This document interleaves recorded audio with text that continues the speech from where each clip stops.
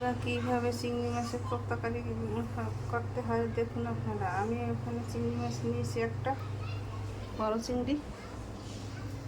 এখানে নারকেল, পেঁয়াজ, রসুন আর চিংড়ি মাছ দিয়ে বেটে নিতে হবে একসাথে করে।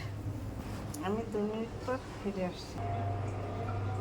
2 মিনিট পর ফিরে আসছি। আমি চিংড়ি মাছ বেটে নিয়েছি। হলুদ, মরিচ 1 চামচ, লবণ 1 চামচ দিয়ে এটাকে মেখে বড়া রাখার পরে তেলে দিয়ে দেবো। আর এখানে নারকেলের দুধ নিয়েছি। আমি এখানে ফ্রাই প্যান দিয়ে দিয়েছি। ফ্রাই প্যানে তেল দিয়ে দিলাম পরিমাণ মতো 1 টেবিল চামচ। আমি 2 মিনিট পর ফিরে আসছি। 2 মিনিট পর ফিরে আসছি। বড়া রাখার পরে দিয়ে নিয়েছি। এখন এটাকে ছিটিয়ে দেবো।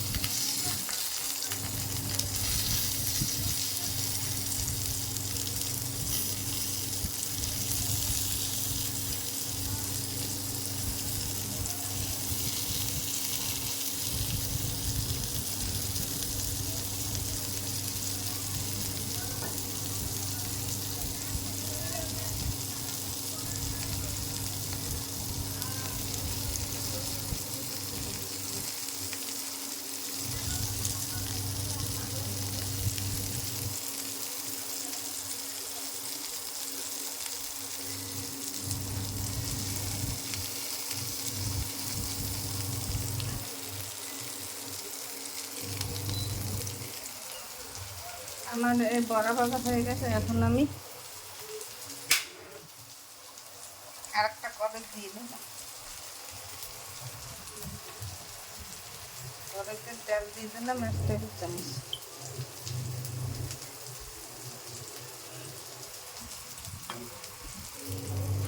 তেলের মধ্যে পেঁয়াজ কুচি দিয়ে দিলাম।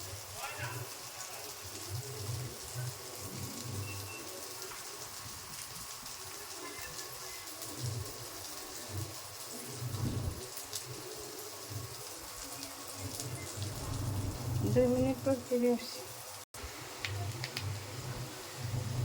2 মিনিট পর ফিরে আসি। আমার পেঁয়াজ তেলে বাদামি কালার হয়ে গেছে।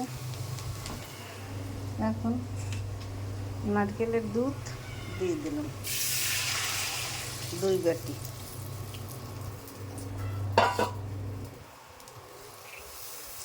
জলের মধ্যে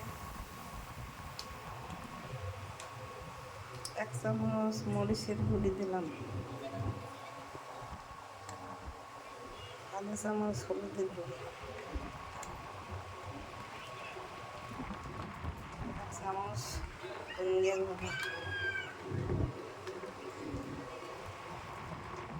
1 চামচ জিরার গুঁড়ি, 4 ভাগের 1 ভাগ মশলা।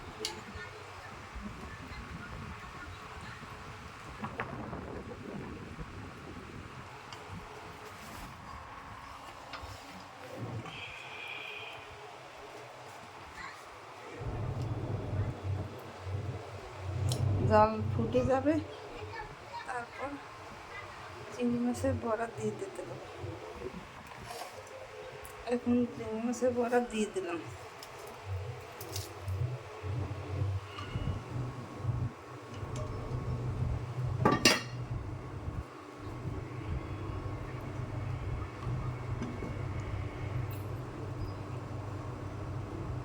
দুই মিনিট পর ফিরে 2 মিনিট পর ফিরে আসছি। আমার চিংড়ি মাছের কোপ্তা কারি হয়ে গেছে। আপনারা এইভাবে ঘরে তৈরি করে খেয়ে দেখবেন, খেতে অনেক সুস্বাদু লাগবে।